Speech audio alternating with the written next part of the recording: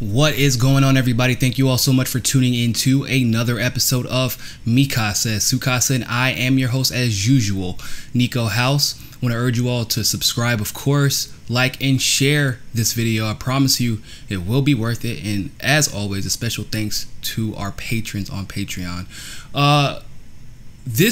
Last night, I should say, excuse me, actually it was this morning. It was last night, depending on where you are. But Trump made a pretty dangerous tweet. He said, Russia vows to shoot down any and all missiles fired at Syria. Get ready, Russia, because they will be coming at you nice and new and smart.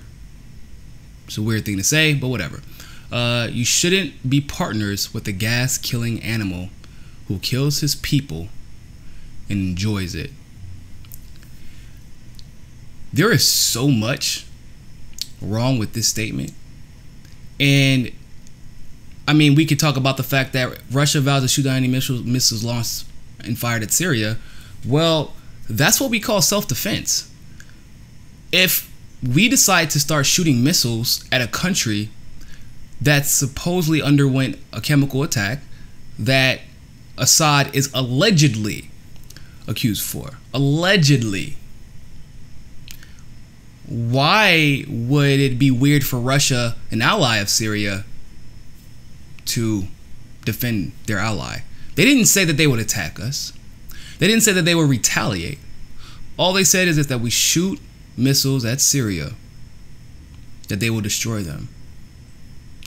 And so Donald Trump chastises them. He said that you shouldn't be partners with a gas-killing animal who kills people and enjoy it. Do you know the only 3 times that it was confirmed that Assad was responsible for the chemical weapons? It was confirmed by it's called JIM. That's what it is, but it's a joint investigative mechanism that was created by the Security Council at the request, of course, by the United States of America, which is why Russia decided to back out of it, and they have failed to renew. So they actually don't even have a mechanism in place to investigate right now. Like, literally, this was just news recently that they could not renew this contract, renew this investigative team. So they haven't even investigated. And yet France and England last night were warning that they were going to bomb Syria. The only organization, not the entire, because they like to shape things. You got to be careful with the media. They like to shape things as if an entire entity, an action is representative of the entire entity, or an opinion is representative of the entire entity. But the UN never concluded that Syria, that the Syrian government was responsible for those chemical attacks. Never. In fact, if you pay attention to the UN, many people speak out against it. They speak out against the U.S. involvement.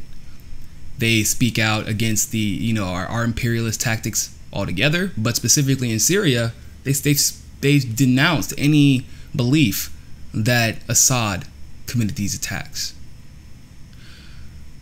Trump, I want you to understand, look at the big picture here. When you announced, much to our surprise, but it made a lot of us progressives and conservative, isolationist types, we were happy. We were happy when you announced you're going to pull out the CIA from Syria. We were ecstatic, and it was a surprise. But of course, right after that, there was a chemical attack. What a coincidence, right? And then, of course, you ramped up this rhetoric. You launched Sidewinder missiles at a Russian base. And it died down. Then you announced you want to pull out again, and then you cut off $200 million to funding. I don't know if you realize this, but $200 million is a lot for rebels. Okay? And that is that's the way, for people who are criticizing, like I said, Kyle Kalinske, even though I like the guy, I think he did just a bad job of covering that. He made it seem as if pulling $200 million out of Syria and out of the aid to the rebels is a big deal. or isn't a big deal. He said it was like that. That's how you disarm rebels. You cut their funding, you cut off connection to their weapons networks, and they die off. Which is why after we left Syria and we stopped funding them the first time last year, ISIS all of a sudden disappeared. It's not a coincidence. You want to know how I know this? Because all we have to do is look at history, people. We can look at what happened in Iran with their first prime minister, who, believe it or not, was a capitalist. The problem was he was almost the exact same. It's almost the exact same scenario as Assad. Well educated. Actually, he was as educated in Europe, in Western Europe. The first prime minister of Iran was. And as you all know, Assad is, by trade, he was an optometrist, I believe. So at least 2 degrees.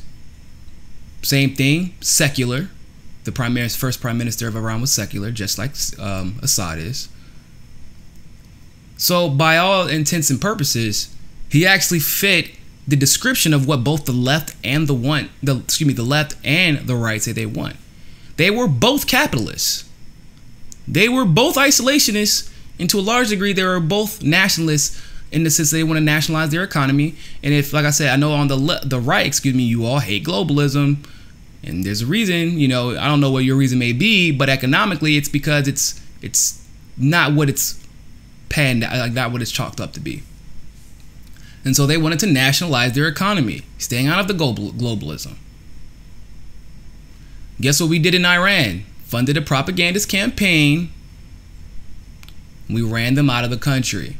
We ran the prime minister. Well, he was arrested, I should say. He was arrested. And then all of his allies were killed. Coincidentally enough.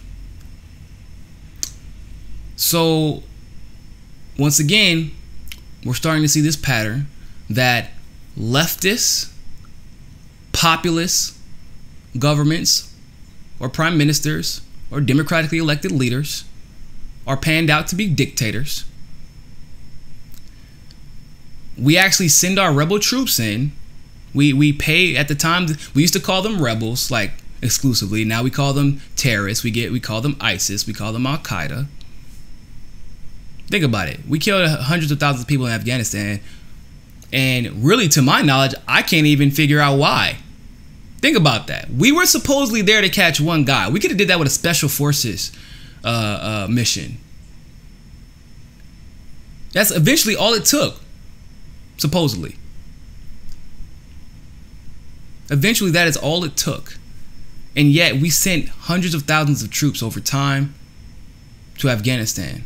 Killed hundreds of thousands of people in both Afghanistan and Iraq, when the mission could have been taken out by special forces. You're being set up. You're being set up in the same way that Kennedy was. You're being set up in the same way that FDR was by the British Empire. It's the same way that Bush was. The same way Obama was. Even though I do want to be clear about something. Although I'm not a fan of Obama, and I think he was very weak-minded in the way he handled it. There was a lot of restraint by Obama. He didn't want to send troops in. He stayed away from Russia at all costs, and probably it was to the chagrin of the powers that be. You're being taken advantage of because they think that you're naive and they know that you're egotistical. And that you fall victim to the same thing that our other grand old presidents fall victim to, which is the fear of seeming weak instead of practicing restraint and common sense and learning from your history.